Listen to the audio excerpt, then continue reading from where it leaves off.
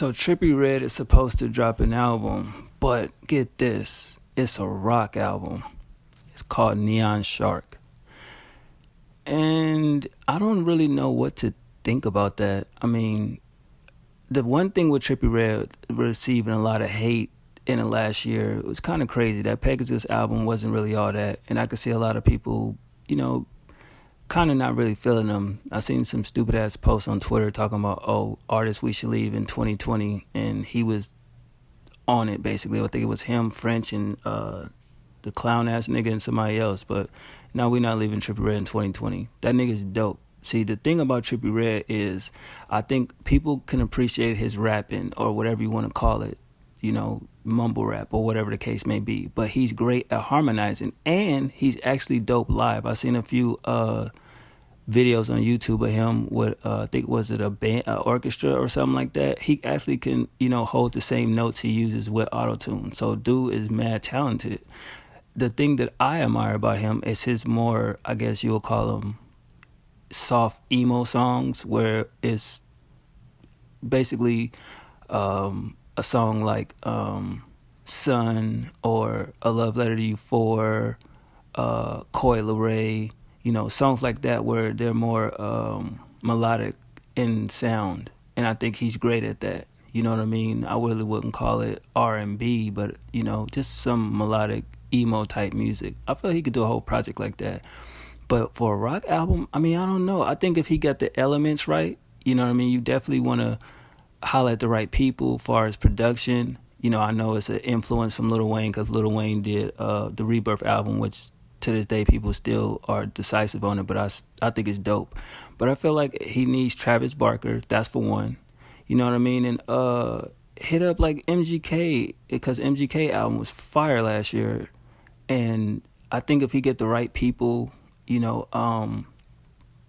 the studio with him, he can create something dope. Even when it comes to having female artists on some of the hooks, you know what I mean? See what you can do and make the album as big as, he possibly can. Because if he just half-ass it just to do some shit to, be, I guess, trendy, I feel like people gonna hate it. People gonna hate it anyway because it's not a typical rap album. He's crossing over into another genre.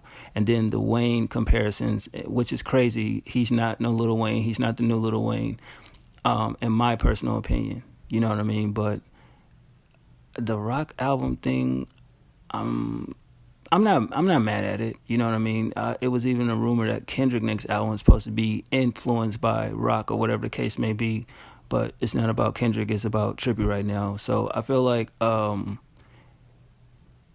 if he gonna work on a project, he need to give 100%. I know he's trying to do a sequel to Life's a Trip, and I feel like both sessions shouldn't be done together. Like, don't do some work over here for the rock album and then get some music over here for this album, because at the end of the day, it can kind of taint the vision that you're going for. He needs to give 100%, 110% in his rock album and really put his heart into it. Whether it fails or succeeds, at least he can say cold-heartedly that, I put my all into this, whether you hate it or love it. That's just my personal opinion. But as an artist, I think he's dope. I discovered him just randomly, on YouTube.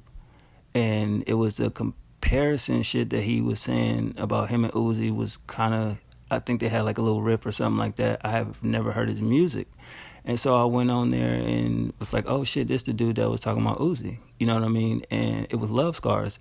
And I was like, holy shit, this shit is crazy. The thing is, when I watched some documentary or whatever case on Trippie Red, that was a song he put out on SoundCloud that, people probably didn't pay attention to. But when he dropped the visual, it brought a lot more eyes onto the actual record and him as an artist. And A Love Letter to You, that was his first project. Well, not officially his first project, but you get what I'm saying. That's the one that took him out of here. Like, he was, from that day, he was gone. You know what I mean? And you look at the records that he's been releasing throughout the years in a short amount of time, because I think it was 2015. I think I discovered him 2015, 2016, around that era, and it's like 2021. So in a short period of time, he put out a lot of projects. A Love Letter to You 2 is probably my favorite out of the series. 3 was cool. I'm not mad at that. 4 was just, I just I wasn't really. It was too much. It just should have been more concise and chopped down. And I feel like he could have definitely had something with that. Um, I don't feel like he needs to do another one, but if he does, he should just do 5 and then let that be the last one.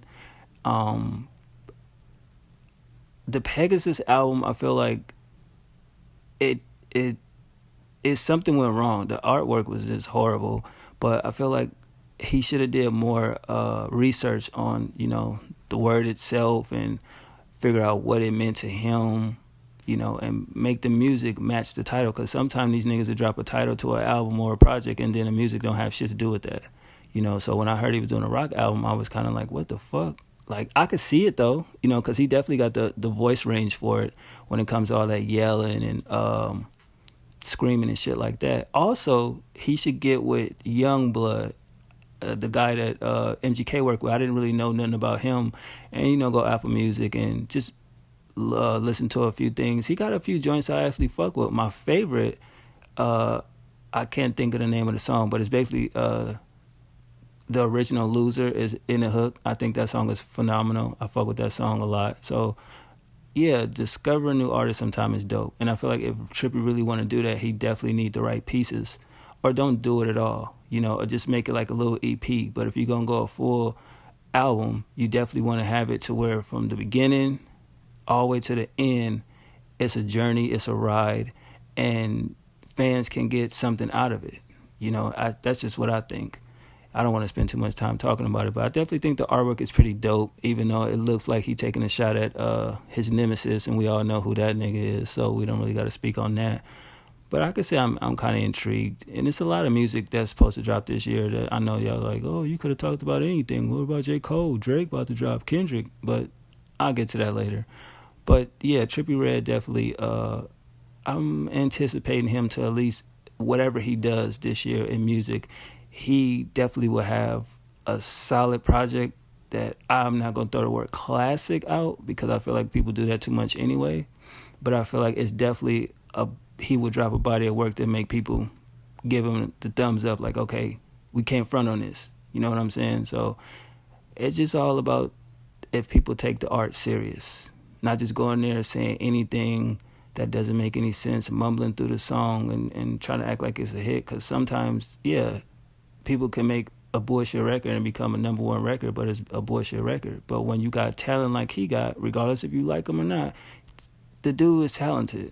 You know what I mean? So I just figured if he gonna do it, at least do it right or not do it at all. But that's just what I think about his upcoming rock album, Neon Shark. And that's even a dope name, though. Neon Shark. Like, what the fuck? Like, wow, that's different. That's actually, that sounds like a band that would be called Neon Shark, but he called his album that. He should definitely look into that, you know what I mean, and figure it out.